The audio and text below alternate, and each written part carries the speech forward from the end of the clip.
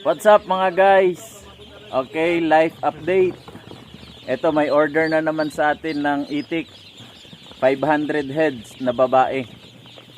Okay, tuloy-tuloy lang yung ating kitaan mga guys. Ito yung mga itik. Wow. Ito, sinisiksing na ni uncle ko. Ganito magsiksing mga guys.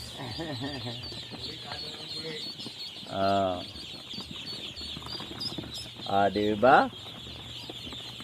Tuloy-tuloy lang ang ating pagsusumikap para sa pangarap. Bye-bye!